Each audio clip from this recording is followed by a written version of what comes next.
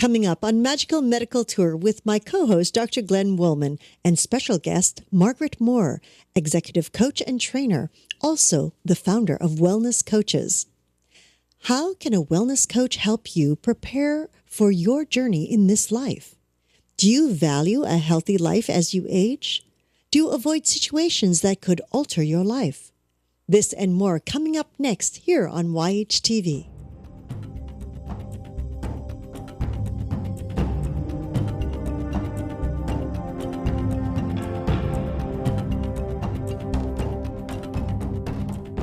This week's episode is brought to you by Support the Mountain's Herbal Parasite Cleanse. This formula targets the small and large intestinal tracts and larvae, the most broad-spectrum formula available today. 100% organic, formulated by Dr. Mikio Sankey, author of the Esoteric Acupuncture series. For 10% off your first bottle, visit shopyogahub.com and use the coupon code CLEANSE at checkout. Hello and welcome to YHTV's Magical Medical Tour. Thank you for joining us today for The Wellness Coach. I'm Christina Suzama, and with me is our wonderful medical guide, Dr. Glenn Woolman. Hello, Doc. Oh my gosh. Greetings, everyone, and Christina. Welcome to Magical Medical Tour. I'm Dr. Glenn Woolman. I will be your host and medical guide along with Christina today as we travel through another quadrant of the healthcare galaxy. If you have any interest in stretching your mind, pay attention and follow us today as we speak with Margaret Moore. But before we introduce Margaret to our audience, Christina, how do people get in touch with us? At any time during the show, you can feel free to ask a question or make a comment simply by scrolling down on your screen and typing it into the comment box. Or if you're listening to this as a podcast, give us a call at 818-LETS-TALK. 818-LETS-TALK. Thank you, Glenn. You're welcome. So today we're honored to be speaking with Margaret Moore. She's an MBA, but she's also a social entrepreneur, an author, a lecturer, an inventor, and the founder and CEO of Well Coaches Corporation. We're going to discuss many things with her about the mind and emotions and coaching. But before we do all that, I want to say hello, Margaret Moore, and welcome to Magical Medical Tour. Well, thank you, Glenn and Christina. It's great to be here. Well, thank you for being with us and honoring our global community, Margaret. So, Margaret, as the medical guide, I usually tell our audience what we're going to be discussing today, and we're going to be talking a little bit about your books, many books, and we're going to talk about your wellness coaching and the things that you do. But I've thought about the possibility. I noticed on your website that it says Margaret, a.k.a. Meg, or Coach Meg. And so I decided that when I ask you questions and I call you Margaret, I'm going to look for things like concrete, linear, organized answers. When I call you Meg, I'm going to look for abstract, lateral thinking, creative answers. Is that okay with you? Yes, that's great. Those are the two sides of me. You've got them pegged. Excellent. So, Margaret, we see that you're an MBA, but all of your work seems to be about coaching and wellness and everything. How does an MBA become a wellness coach? Tell us that story. Yes, well, my first career was in the biotechnology industry, which is a great place for a linear thinker because it's very science-based and very based on research and development and moving big drugs through the pipeline. And I'm a biologist as well. I would say the biology part matters as much as the MBA. The notion of business is really at its best is having a vision for a better world, building things that last, building things that matter. And my vision way back in 2000 or just before that was that the healthcare system is totally focused on disease care and taking care of people when things go badly wrong, and it does that beautifully. But now we know that 75% of our health is driven by our own self-care and how we engage every day in our own health and well-being. And we just didn't have any professional in the health space that was responsible for that knew how to do that knew how to be a role model for that. And so my vision was to really build a new professional in healthcare who would be focused on the self-care side, the prevention side. And in the long run, and it probably will be the long run, really balance healthcare between sick care and self-care. I look at, when I do my work as a medical guide, I certainly look at the treatments of illness and injuries and things like that. And I also look at prevention, but I also look at it as preparation. Because even though we try to prevent things, we can't always do that, so we may as well be prepared. And I think that that's where a lot of the work that you do is, isn't it? Yes, I mean, want us to think about the motivation, the purpose of health. And for those of us who are, we might call ourselves health nuts, we actually engage in it because we really value it and we do it every day. It's part of who our identity is. But that's not the mainstream. For most people, they want a great life. Health is just the means. It's not the end. And so the value of health is really related to the end that you want, which means living well if you do get sick.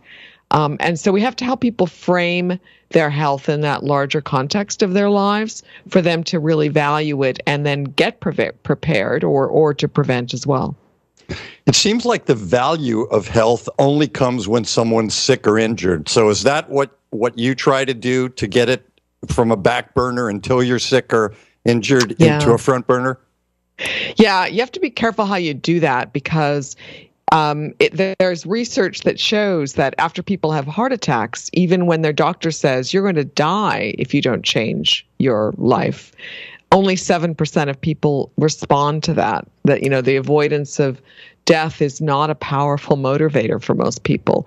So what coaches really focus on is helping you imagine your ideal future for your own life. Who is your best self? What does that look like? And then think about how health is critical in order for you to have what you really want. So how do you first have to really, if you help people really value their lives and their future, then it almost comes with the package that people want to take better care of themselves, because they want that future and they want to feel good and they want to be independent and they want to flourish, whatever those things that are meaningful are. Yes, it seems like doctors have always used fear as a motivator, and it certainly seems to work in the moment. But then over time, as you say, with all the statistics and the findings that we have, that over time, that fear factor disappears and they go back to old habits. Right. Yeah. There's many ways to look at motivation, but one framework is that we are either avoiding bad things or approaching good things. And there is a place for motivating yourself to avoid bad things. Like if you're working in a nuclear power plant and you want to avoid a disaster, then you've got to spend a lot of time, avoiding bad things. People or lawyers or financial people that are looking at risks are spending a lot of time avoiding bad things. But when it comes to much of what we do as humans, we're much more drawn to the magnetic quality of the warm sun and the good and the positive. That energizes us. Whereas when you try to avoid something bad, it takes you down a downward spiral, and it may not have lasting impact. Oh, that is interesting, and it's fascinating. I see a lot of studies now on changing human behavior, which is really what we need to do. I want to talk about. So you have now become a wellness coach, but more than that, you actually train wellness coaches, and I want to talk about what's the difference between a personal trainer and a wellness coach, or are they similar? Right. Okay. They're actually very different. So it's better to look at coaches as part of the broader coaching industry, which really starts with executive coaches and leadership coaches that work with managers and leaders in organizations to improve their performance and their day-to-day ability to lead and manage others, or life coaches who are helping you design the life that you want. Personal training is, and I have a trainer who I love, is focused on the act of exercising in a mindful way. Mostly it has to do with strength training, because generally you don't hire a trainer to go for a run with you. But, you're really learning and practicing the art and science of moving your muscles and strengthening your muscles and using them well. And so that is an expert model where the trainer is supervising the routine that he or she's given you. Coaching is really almost the opposite perspective, because first, we're not working on your body, we're working on your mind. So you really can't do both at the same time, because if you're moving your body mindfully, then you're not thinking about other things in the ideal situation. What we're focused on is the workout of the mind and helping you build the mindsets that will allow you to, sustain the way of life that makes you healthy and happy.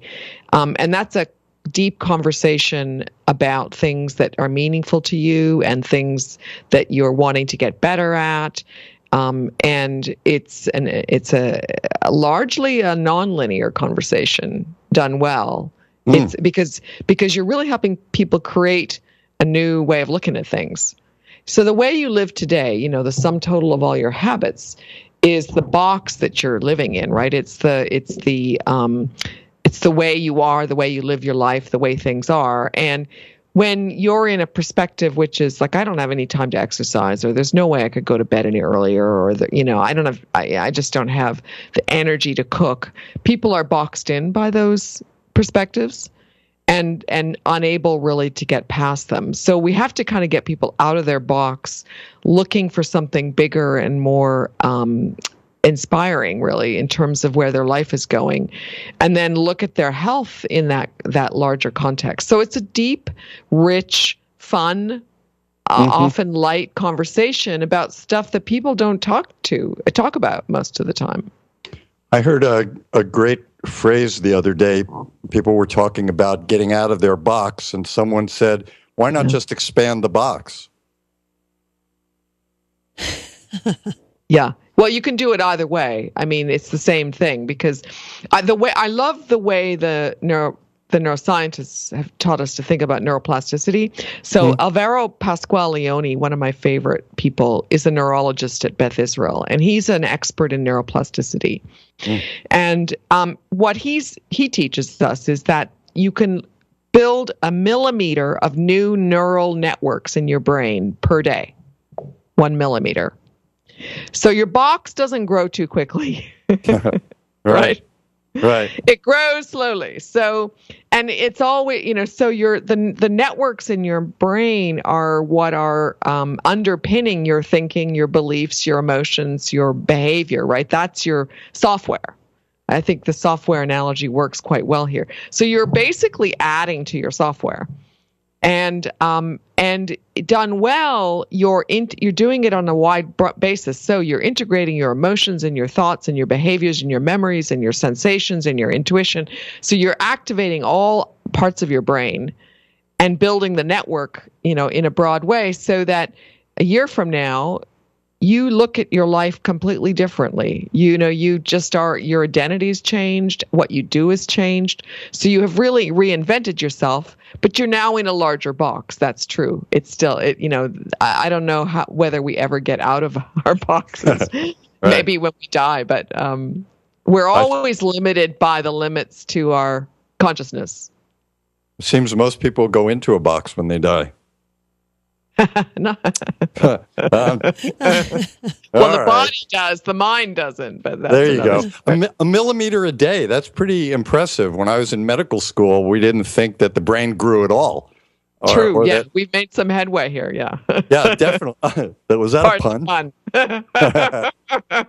Like that, Meg. Way to go. So people decide they need a wellness coach. How do they find one, and how do they choose the right one? Yeah, it's a good point. Well, at Well Coaches, because we've trained 10,000 health professionals as coaches, so we've got the largest cadre of coaches out there. And if you go to wellcoaches.com, you can find a button that says Find a Coach, and that will take you to a search site. So that's one option. Another is Duke University. Their integrative medicine branch has an integrative health coaching program. They also have a registry of coaches. Mm-hmm. So you can go to Duke Integrative Health Coach. And then the International Coach Federation has a registry as well, although that's for all kinds of coaches. So those are different ways to do it. I mean, it's very important, like choosing your doctor or a therapist or a chiropractor, any helping professional. It is very important to find someone that works for you, because you want to leave every coaching session being energized. What are the questions you would ask? You'd want to learn about coaches mostly are doing this as their second career, so they've got a rich history usually. Mm-hmm. So you want to understand where they came from, how did they become a coach? What do they consider the key tools of a coach? What's their track record with their clients? Who do they fit best with? And then ask for a bit of a practice session. Ask the coach, here's the issue I'm dealing with right now. Let's work on it. And in 15 minutes, a good coach will help you get past whatever that is or get around it in some way. So you want to try it out as well. Oh, I love that. A practice session. That's really, really good. So what does it take for a person who might be listening to this podcast who wants to be a wellness coach? What's the training for that? Yes. Well, one of my social endeavors has been building national standards. So we have now set national standards for the training and education of health and wellness coaches. So you want to look for, there's now, we were alone for, at the beginning in, 2000, there's now 50 programs, although a lot of them are small academic programs. So you want to choose carefully. There is a full listing at the International Consortium for Health and Wellness Coaching. So you can find all the possibilities there. It really depends on, you can go so far as doing a master's degree. We're a private program, and we cater to people who have full-time jobs and want a really efficient way to get up the learning curve, within a few months, not years. So we're among the more affordable and also innovative programs. So you want to find, when you join a coaching organization, it's a tribe. It's a community of people, and we are, for instance, focused on lifestyle medicine and mainstream health. Quite a few programs do integrative health coaching, and so they have a different flavor. There's a functional medicine coaching group. So we each have our own personalities and our own styles, and it's really an opportunity to kind of figure out which culture will fit best for you, because it is a long-term investment, and ideally you're part of that community for a long time. Well, that's great. I like that. So you have gone beyond just being a wellness coach. You actually train wellness coaches, and you have taken this to another level. How does the American Medical Association and the medical profession itself look at wellness coaching?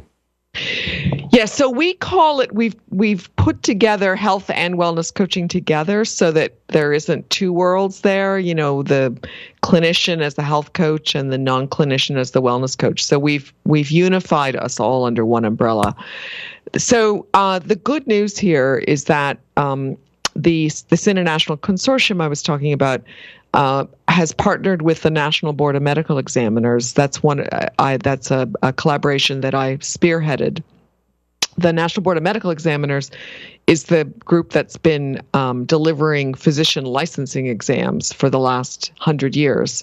So they're extremely well regarded, prestigious member of the House of Medicine, and they had identified independently that health coaching was the next big thing and wanted to be involved. And our consortium had brought the field together, about a dozen thought leaders and everybody under one umbrella. And so we came together 2 years ago, and we just launched the first national board certification for health and wellness coaches. So that's beginning. The visibility is still getting started there, and we're just about to reach out to the AMA, the American Medical Association, and others. But we have a lot of support from the medical associations that are already affiliated with healthy lifestyles. So the American College of Sports Medicine, American College of Preventive Medicine, there's new American College of Lifestyle Medicine, the American Board of Integrative Medicine. So there's already a number of medical groups that really are behind us. A lot of physicians are going through coach training themselves.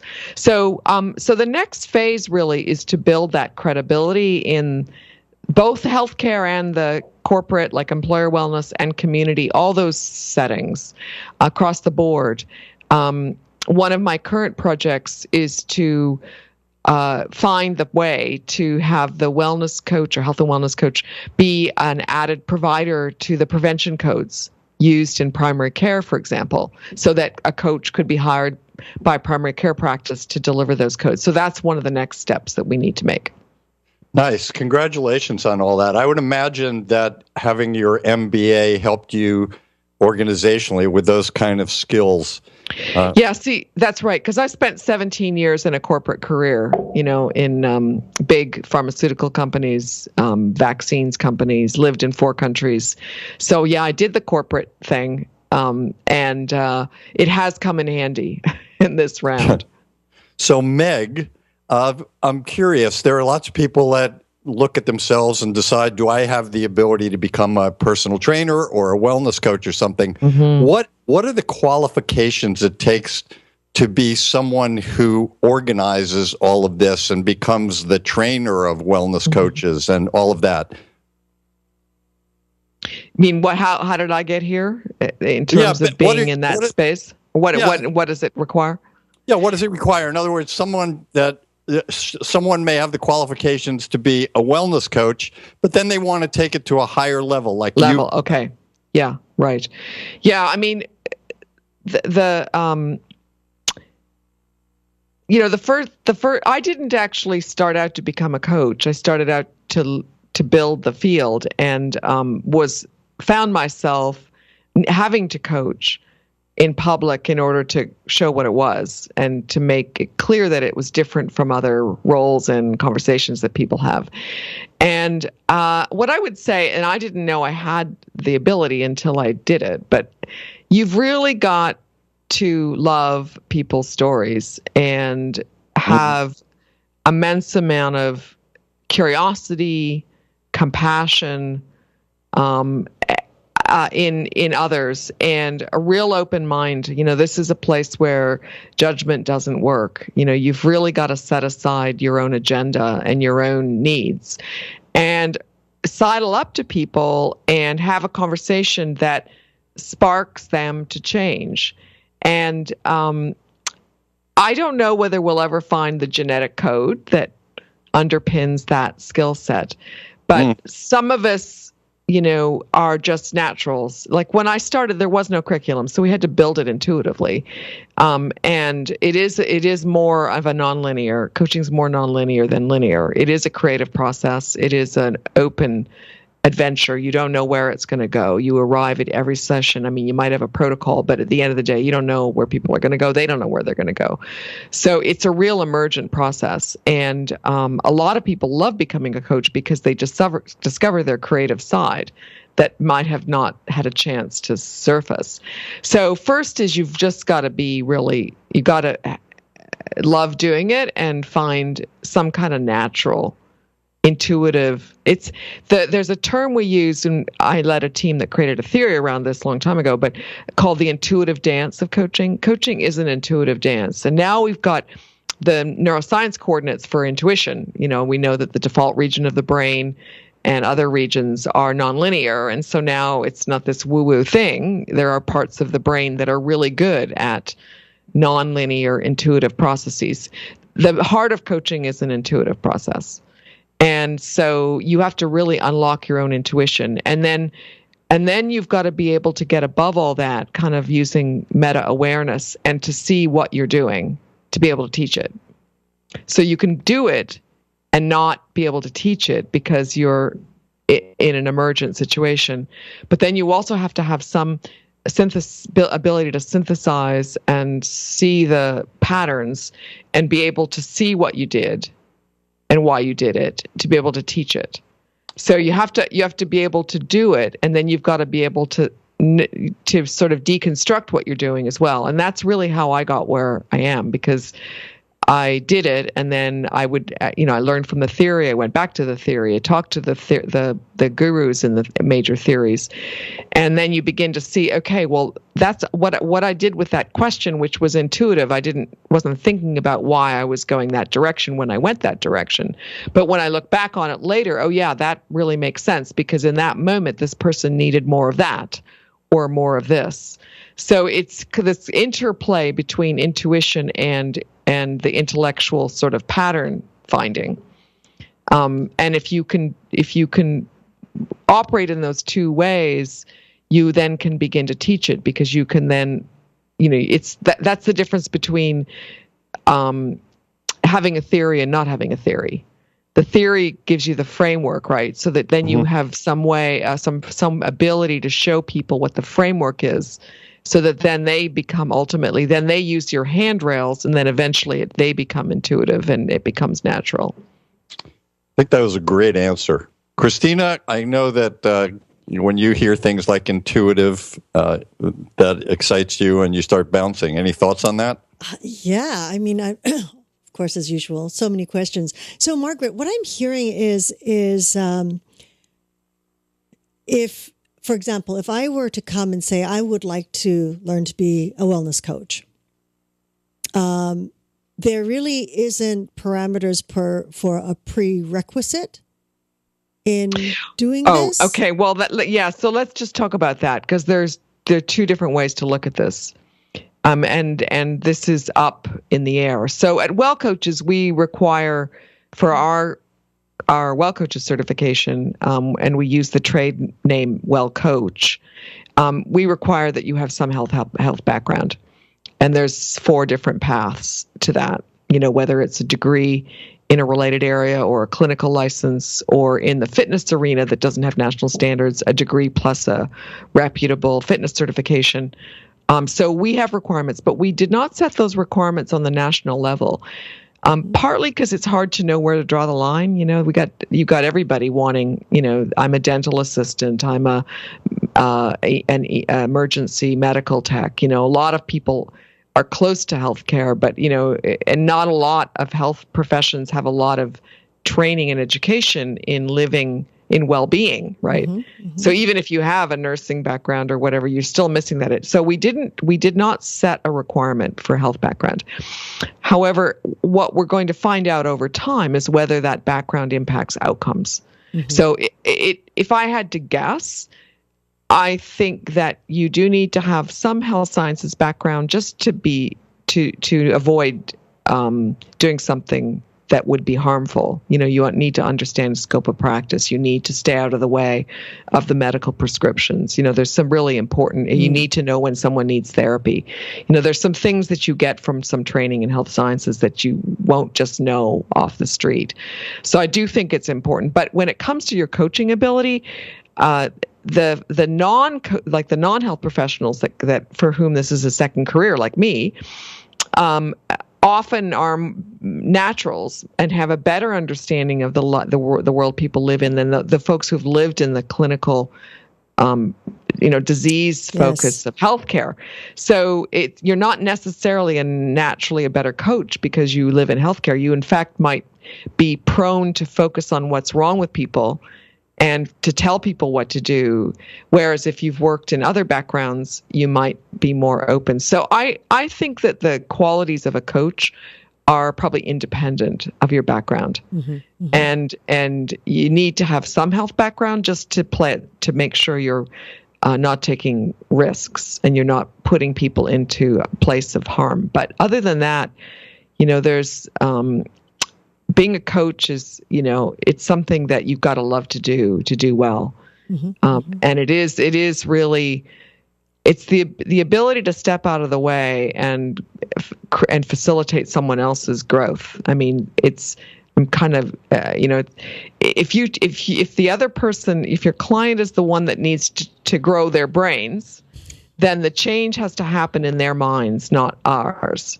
So we're actually making them think about new things in new ways through questions and reflections and the way we facilitate the conversation. So we are really, we're helping them change their minds and have new insights through that conversation. So it's nothing to do with us. We're really helping them think about things in new ways.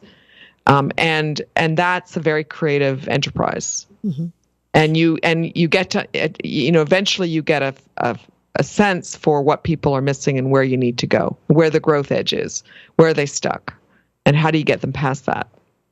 So at this point in time, it's a certification that people would receive through the training. Yes.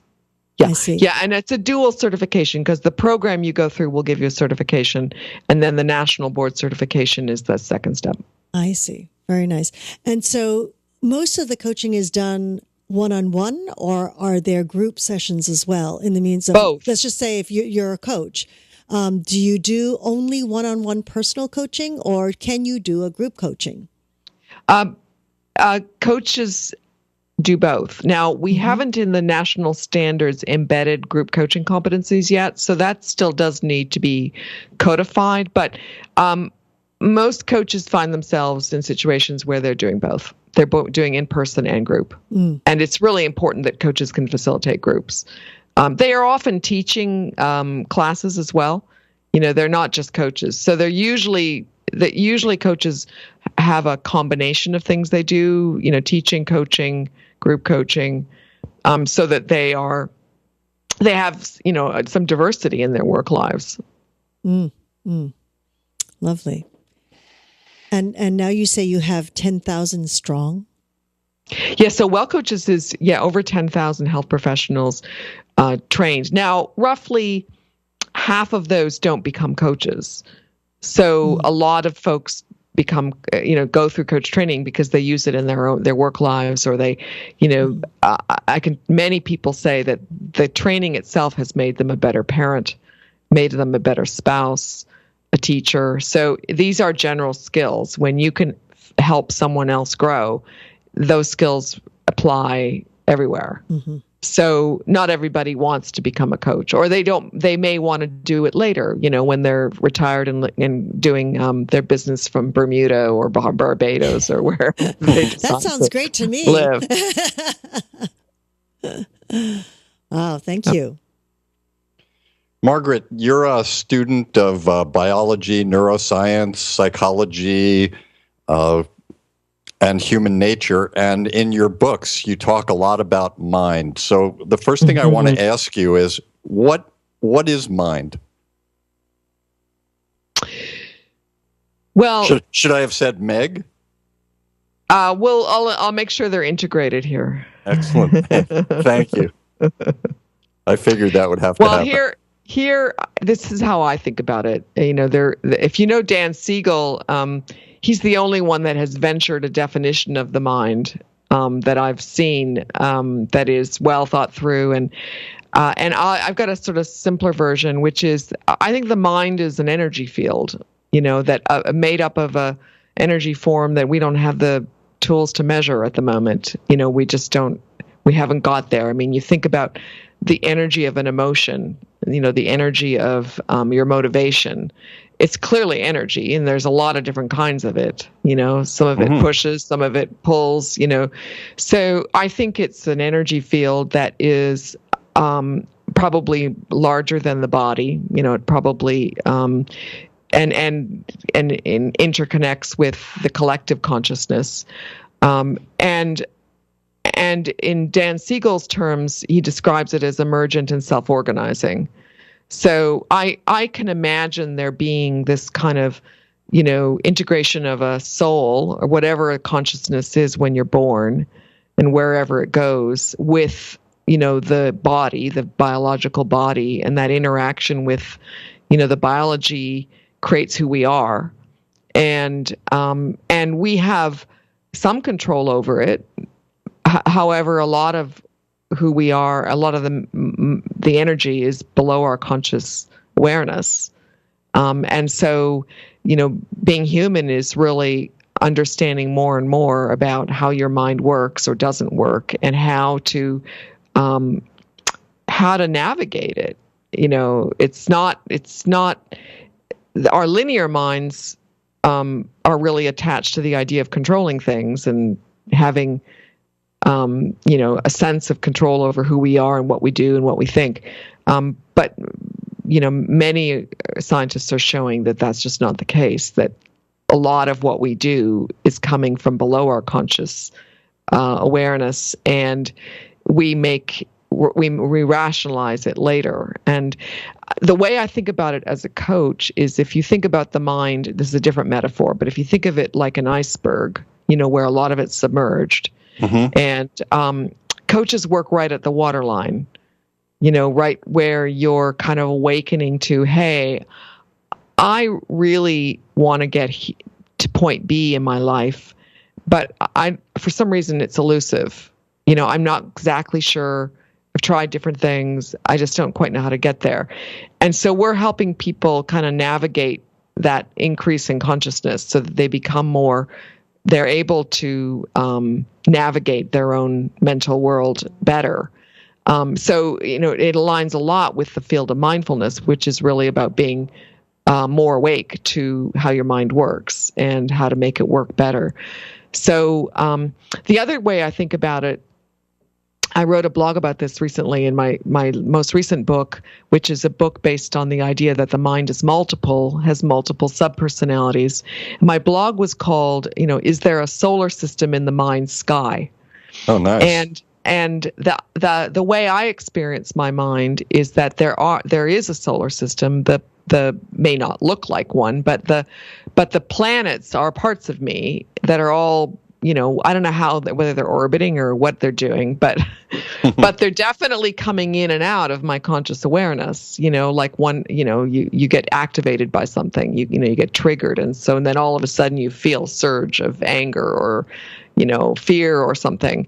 And so I think the mind is multiple. There are multiple agendas, multiple parts of us, which is why it's so hard to understand who we are, because there's too many things to keep track of. And that's constantly evolving and changing throughout life. And at best, we can just kind of dance with it. Yeah. And enjoy it and recognize that we don't know how the next moment is going to pull on us. And, there's a wonderful quote, and I'm not quoting it exactly, but, the mind is like a kaleidoscope in relation to our experience, and our experiences are pulling out different facets of our minds all the time. And so this is why I think coaching works for today, because coaching is emergent. It allows us to emerge in a dance with the universe, if you want to put it that way, and let go of what we can't control and direct what we can, but stay in this place of flow, more like the way the tide works, like ebbing and flowing in your life, as opposed to bumper cars, which is the way our minds often feel. I like that. So anyway, so those are a few of the things I think about. I like that. It seems like you've put it out there as a dance or a dynamic equilibrium between having control and letting go. Yeah, I think that it's a Taoism. It's a yin yang kind of principle. Exactly. That we are yin or yang, and then the opposite is what's out there, or what's and which I think helps us let go of the stuff that we call our ego, the needs and the attachments and all of that. The more you see yourself as in a partnership with the universe. I used to think about it as for me in my mind, it was like a tennis match. I hit the ball hard, I get it back hard. Now I'm not playing tennis as much. Or like the waves. That's a good metaphor. Get on the sideline and watch the game. So you've written a number of books: Organize Your Emotions, Optimize Your Life, Organize Your Mind, Organize Your Life, and Coaching Psychology Manual. How did writing these books change your life, and what do you think it did for other lives?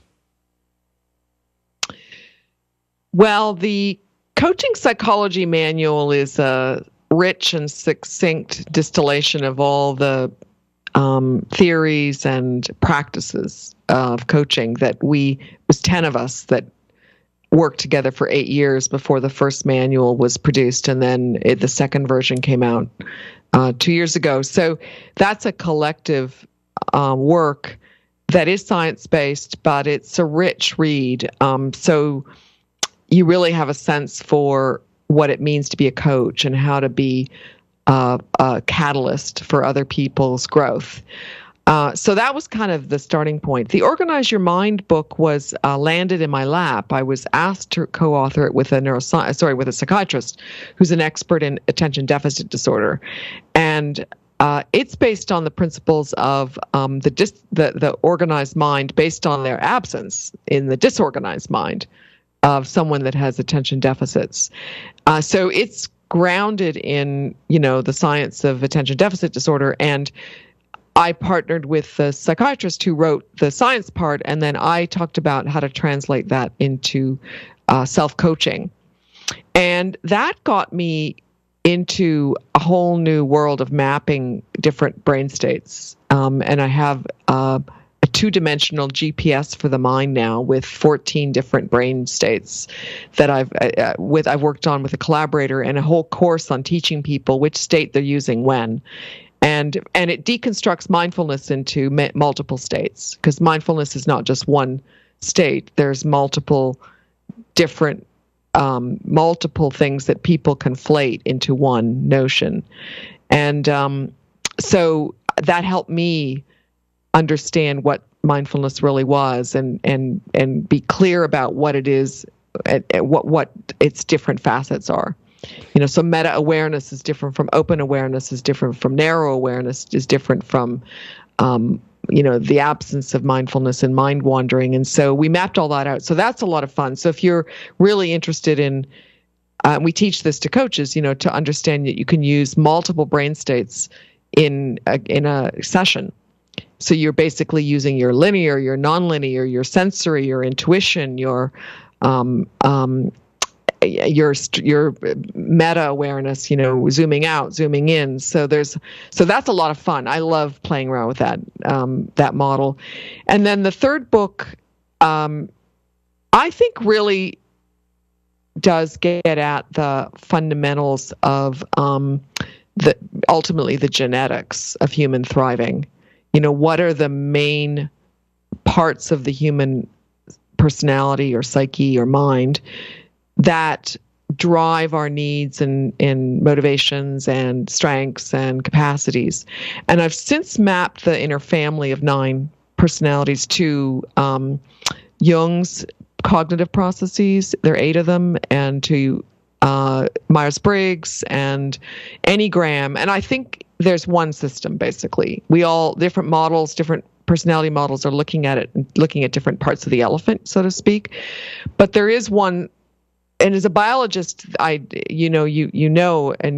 you'd understand this, Glenn, that the physics and chemistry and biology have exquisite order along with the chaos. If you look at through electron microscope at a leaf or a cell, the scaffolding, the order is unbelievably beautiful.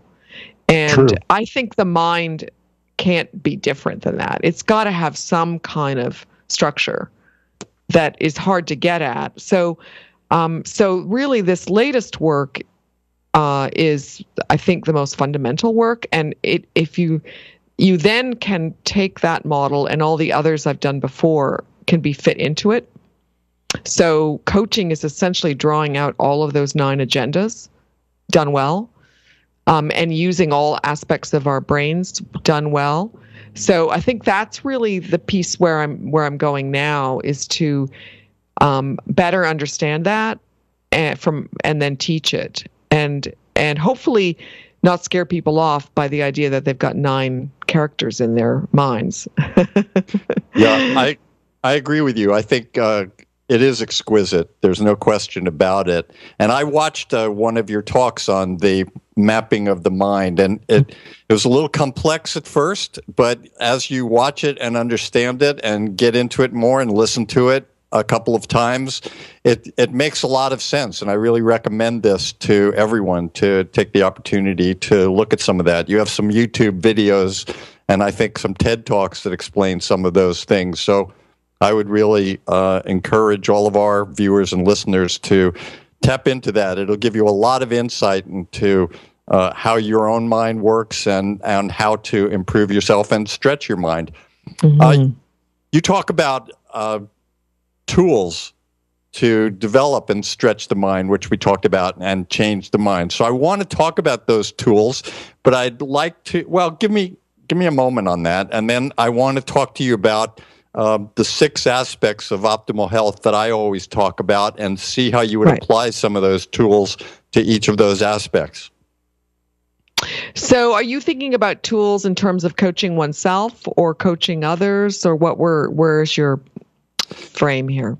You know, I kind of, when I said it, it was about coaching others, but certainly coaching yourself, I think, is one of the most important things. So I'd like to focus on that, coaching yourself. Yeah, well, so let me just kind of do a quick tour around the wheel then of the human personality and put it in that frame. So first is autonomy. So one of the fiercest needs of humans, as shown by more than 1,000 papers in self-determination theory, is the need, desire, drive, strength of being autonomous, which means being your own, true to yourself, authentic, knowing your values, marching to your own drummer, being the captain of your ship, being the author of your destiny, all those terms we use.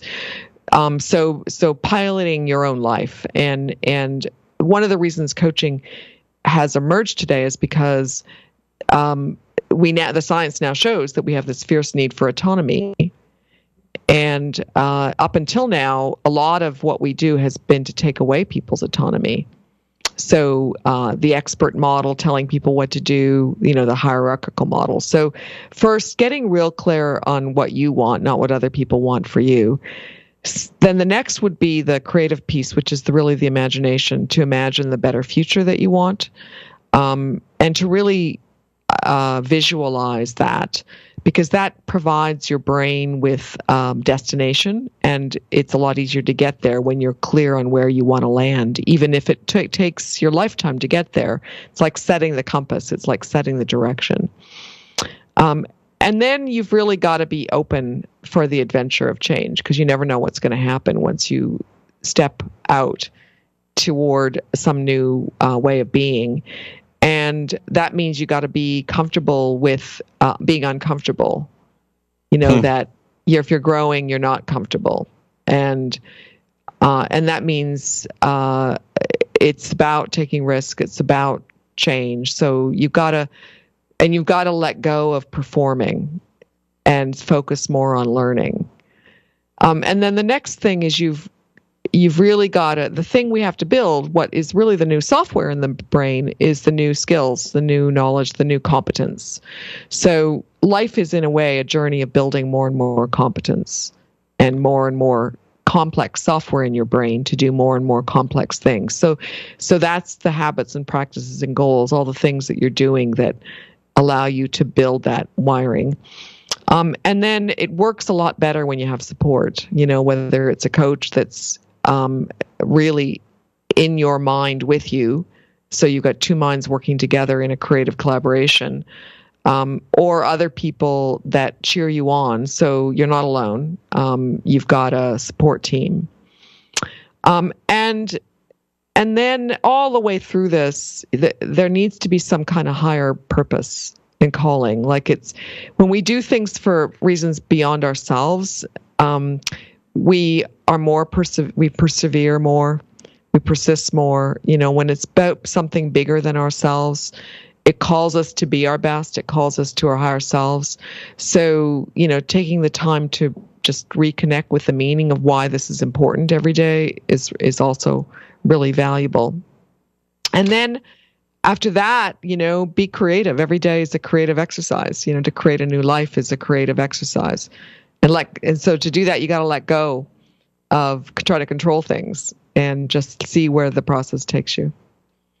Well, I think this answer you just gave is something that people will want to listen to a couple of times, because I think you really covered a lot of, you tapped into the things that people really need to recognize for change. So thank you for that. Really good.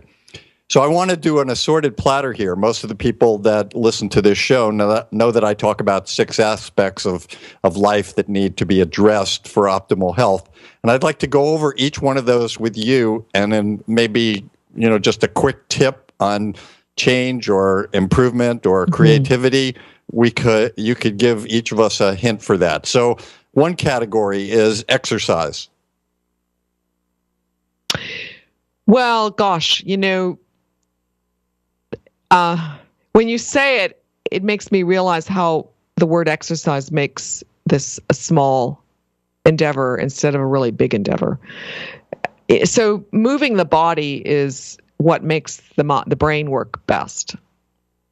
The blood flow, the mind-body experience. You're more creative when you keep changing position, moving to different rooms, moving to different settings. So I think you got to bring your body into your life, really, and start using it more and being in it more, and finding the way to do that you really enjoy. So we know that if you want to prevent dementia and Alzheimer's, one of the top things to do is cardiovascular exercise. So that means you want to get your heart pumping somehow, whatever that is, whatever you enjoy to do. We definitely need to stretch. I remember the quote that we don't get stiff when we get old. We get old when we get stiff. So love that. Yeah, so we need flexibility, and then we need muscles. We got to build our muscles, because that's what keeps us getting out of chairs and driving cars. And so you need to move. You need to get your heart pumping so that it gets lots of blood going to your and nutrients going to your brain. You need to move your muscles, or you stiffen up and get old, and you need to strengthen yourself. So I think we need to see the body as part of much more integrated part of being human, and then to feed it well, to nourish it well, to move it well. And when you look at it as your partner, and not your foe, and then to treat it well, then it really, your body will reward you so quickly. I mean, that's why even 5-10 minutes of exercise improves brain function and health. It rewards you so quickly with a very small investment. Beautiful. You alluded to feeding it well. How about nutrition? Yeah, well, if you think about your cells all being made up of the building blocks in what you put into your, the fuel that you put into your body, then, you want to build a body that is able to function well, and nutrition is the building blocks. So you want to pay attention to those building blocks. I do think there's a lot of genetic variability around what's optimal nutrition for different people, and I think that's what makes nutrition such a difficult field right now, because everybody's got their favorites, and I think people tend to lean on their favorite diet because that happens to be the one that gives them the most energy and gives them the best sense of well-being, and doesn't put weight on. And as a coach, I can tell you, people need to find their own formulas.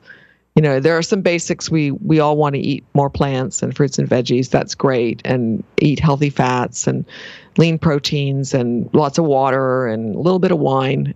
But after that, people really need to figure out what their optimum nutrition is so that they have plenty of energy, as well as, and I mean mental energy, so the brain is functioning at a high level, but they don't put weight on. And usually when you focus on your energy, you don't want to eat the French fries because they make you feel crappy an hour later. And when people start to really notice that, that I do feel crappy after the pizza or the Coke then they're using their bodies to tell them what is good. I like the fact that you bring it down to a cellular level, because that's really where it is for me. What about stress management? This is a big topic, and I do have a new technique that I'll be releasing soon as a way to settle emotional agitation. Stress is it's a simple word to explain a very complex phenomenon. I mean, the way I think about it is that our emotions are the messengers of our genes, telling us whether our needs are being met or not. And if you think about the mind as being multiple, then in any one moment, you'll never have all your needs met. It's impossible. You can't be autonomous and put other people first in the same moment. You can't have adventure and have safety in the same moment. So you're always going to have mixed emotions because some of your needs are met, some are not. And so it is. So I think the first thing is that emotions, and some of them are negative, which is what feel like stress, are just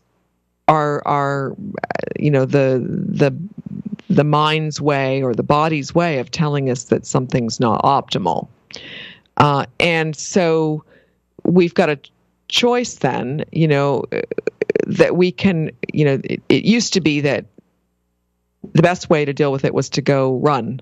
That's what I did because if you exercise, the prefrontal cortex is better able to handle the stress. Now we've got a whole bunch of new techniques, and I think there's a lot of variation still to come. So we've got meditation, which is the idea of getting some distance between you and your emotions. So they're not driving you. You can see them and separate from them and get some distance. And that brings more wisdom and more agility around them. And then you have things like acceptance and commitment practice, where there's a whole set of steps of accepting your emotions, leaning in, having them surge, and then finding meaning in the moment, finding the message of the moment. You've got Kristen Neff's self-compassion model, which is, hands over heart. I feel for my own suffering. And that's Mother Nature's way of releasing oxytocin, which settles the negativity. So you can change the channel to something positive, which is the positive psychology approach. Just move to something you're grateful for. So we're in a really cool time right now around how to navigate emotions. And so stress management is kind of a little tired as a concept. And I think there's a lot more nuanced ways now to help people, because essentially it's your being telling you what it means to be you in this moment. There's a whole lot of wisdom there. And I think there's, this is kind of where I'm focused as a coach and as a trainer. I mean, is really helping people navigate how to suffer well, as I call it. How do you use the negative emotions for good? Right. And so, it's a fun topic, and lots more to come. No, go ahead. Lots more to come. Yeah. I like the idea of emotions as the messenger of the genes. That's very interesting for me to think about. How about sleep? Yeah, well, talking about yin yang, we need to put out in the world, and then we need to rest. And I wish the body did not need rest. In my opinion, it's overrated. It's a lot. It takes a lot of time out of your life, right? And you have crazy dreams, and you wake up and say, "Oh God, like why?" So the fact is, it's Mother Nature's rhythm, right? Right. You've got your active mode and you've got your recover mode, and we in today's society don't do so well at the recover part, and the fact that people aren't sleeping well is a sign of that. We're not good at unplugging and decompressing and pulling away. Somebody once said, when you want to shoot an arrow far with an archery, with a bow, the further you pull it back, the further it goes. And you can look at that as a metaphor of rest. The deeper your rest, the further your arrow will go when you're in active mode. So we've forgotten this wisdom around rest. And it's when all of our organ systems recover. It's when the immune system gets a reboot. It's when our emotions get integrated. So you wake up, having slept on things and calm down. So it's a vital part of being human, and it's like moving the body. We've had to create whole scientific fields out of something that was really obvious before we lost the wisdom. Oh, that's brilliant. Spirituality. Yeah, I was. I went to. That's a good answer. Yeah. I was just reading something about this morning. I think spirituality is as unique as each of us in terms of what that means to us, and I think we all have to find our own way around what that is. And thankfully, there's lots of options out there. There's a lot of different religions. There's a lot of ways to use religious teachings. There's lots of secular approaches to spirituality. And I think it, for me, it boils down to appreciating that there is some benevolent consciousness out there, whether it's the collective consciousness or whether it's some large energy field like a god, to appreciate that's out there. And I think that collective consciousness is benevolent. I do think it's not benevolent. It's benevolent in the way humans experience things, not maybe the way a tree does or a planet, but there's some positive charge to consciousness, that draws us all to be good, some of the time at least. Or do things that are good for all of us. So I think there is something, and I think the more, and if nothing else, we find more peace of mind just knowing that there's something greater than us. And it may just be a protective mechanism. It may just be the way the mind works, that if we knew we were just alive and dead without anything else, why would we bother, right? So it may well be a whole meaning-making system that we've created, or maybe there is something greater out there. But it sure is the case that people with spiritual lives are happier and healthier. That's true. So it's you have to pay attention to it because it does matter to people. It does make a difference in people's lives and health. All right, excellent. And now finally, patterns of behavior. And I think that's probably an area that you work on a lot. Yeah, so that really is the software thing, Really? that we are a collection of automatic habits and some will imposed on our environment and our worlds. And this is I'm working on a digital platform for habit making, partly because it's actually it's the most tedious part of coaching is helping people make and practice habits, because there's no easy software to do that. You don't put them on your calendar, maybe you write them on the back of your hand, or you've got a piece of paper, a Post-it note on your computer or whatever. It's very hard to find systems that are simple ways of making habits, which is why it's not that easy to do. You forget, right? You had good intentions to stretch every night for 15 minutes, and 2 weeks go by and you just forgot, right? It just, so I do think that's the last mile of change, that it's the practice and more practice and unpacking it and harvesting it and learning and changing and adapting that requires an enormous amount of self-regulation, which is why coaching is helpful, because that self-regulation takes a lot of time and effort. And if you fold it into a coaching relationship, now it's got a focus, it's got energy behind it. So yeah, habit making is a big part of being human, because your habits make you in the end. So it's something to pay a lot of attention to. Great. Christina, before we get to a health tip, any questions or thoughts? I love all the pieces that Margaret, you have placed into Glenn's 6 points is 6 steps to balanced life. So I look forward to your software. I have to say that. Since we're all techie on this side of the board. Oh, good. Yeah. I was going to show you the thing on my Apple Watch, but I don't have my watch on, so I won't be able to do that. But I will soon. Great. Look forward Excellent. to it. Meg, we're coming close to the end of our show, and we always ask our wonderful guests for a health tip. You've given us so many already, but I'm looking for one more. Well, one of the simplest things coaches do is to follow the energy. So whatever makes you feel good inside and out, like, you actually, the pleasure of feeling good physically and emotionally and spiritually, though, that's the sign from your genes that is what you need. And I think just paying attention to that is the simplest thing I can offer right now. That's beautiful. Margaret, in preparing for this talk, was there anything that you really wanted to bring out that we didn't get to today?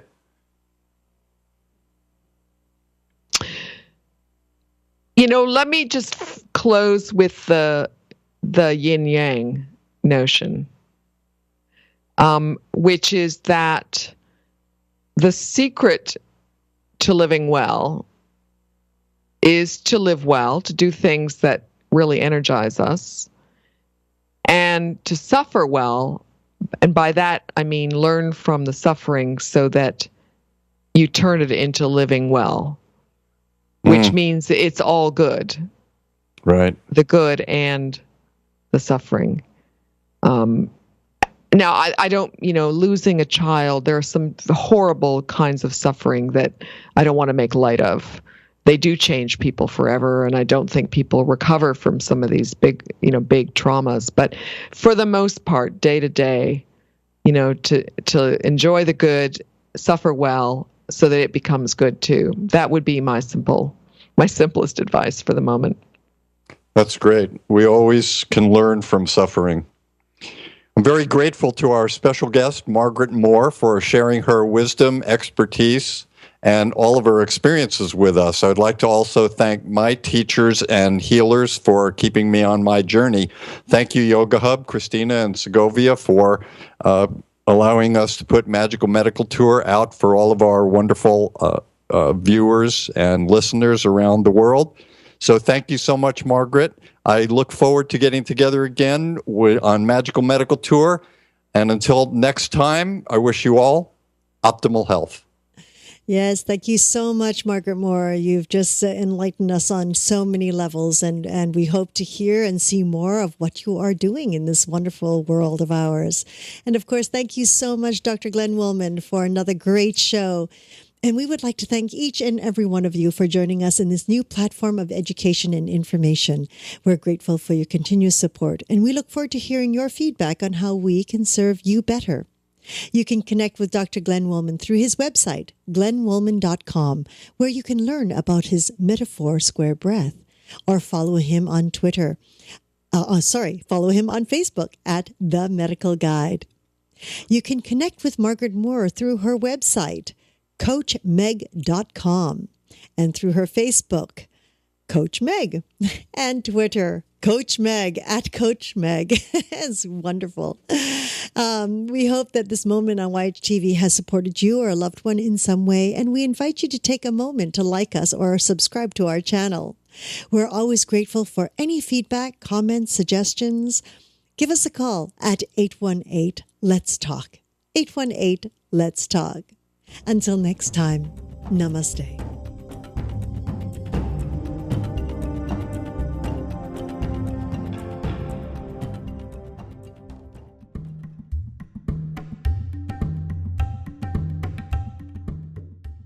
Chronic pain, it turns out, has very little to do and very little correlation with tissue damage.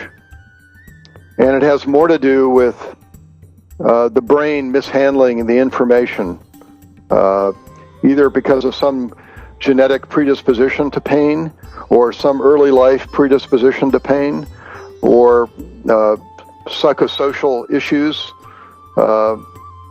the chronic pain is more associated with brain phenomenon than peripheral phenomenon. Now, there are obviously exceptions, and that is